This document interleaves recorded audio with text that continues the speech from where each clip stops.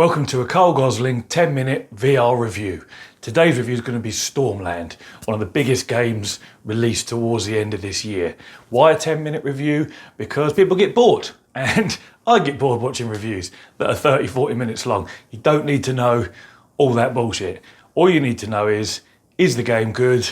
Is the game bad? How good and how bad? And should you buy it? So this is what a Carl Gosling 10-minute VR review is all about. So, Stormland, is it good?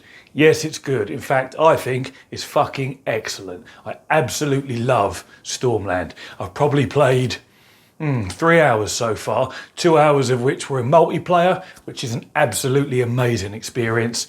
And I wholeheartedly recommend that. If you've got a friend in VR, get in there, play together.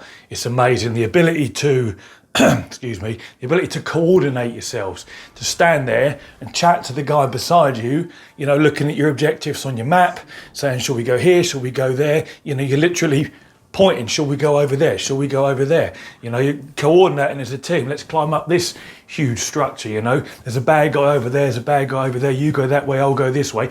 Working as a team, absolutely brilliant. You know, and on top of that, you get to do all the stupid things like teabag your mates and shit like that as well. So, yeah, multiplayer side of it, absolutely perfect. It's been done really well also. It works flawlessly. There's no problems with it at all. The interaction with objects, structures and other bits and pieces in the game, because it's designed for VR from the ground up, works absolutely brilliantly. Perfectly smooth experience there.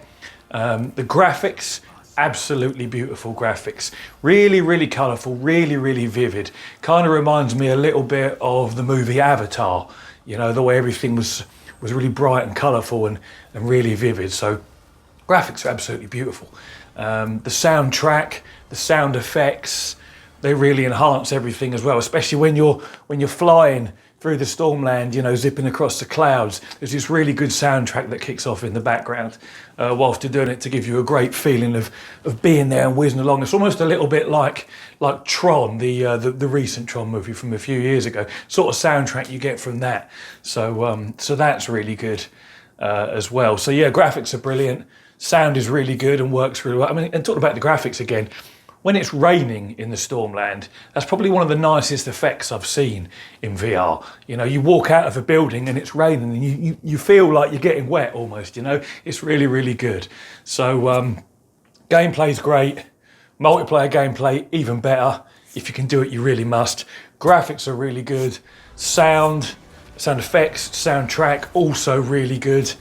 The way the game plays seems to play really well. It's like an action RPG, so you get to upgrade. You start off as this robot that's in a bit rough condition, and you gradually get to upgrade yourself, shields, weapons, electrified body, and all sorts of, you know, bigger jumps, higher boosts, faster boosts.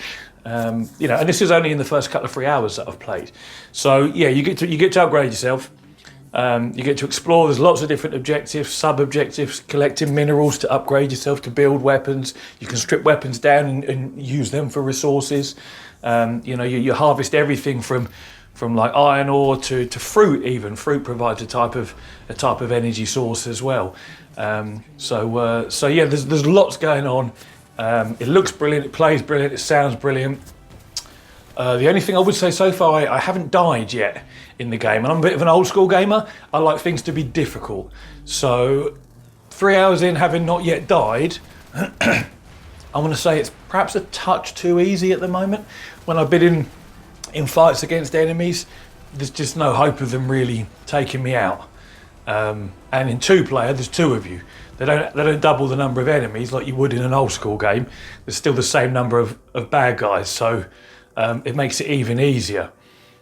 So yeah, I could say could do being slightly difficult, and of course it's slightly more difficult. And the ability to, you've basically got free roam. You can climb up anything you want. You can go anywhere you like, which is great. It also gives you huge tactical advantages when you do come across an area where there's going to be some combat going on. But again, ramp the difficulty up just a touch. You know, I want to come into a game, and I don't want to be able to play 3 hours without dying. I want to be dying, you know, every I don't know, half an hour every hour. So just something to make it a challenge. That's the only negative I would say about this. I couldn't comment on how long the game is because I haven't finished it yet.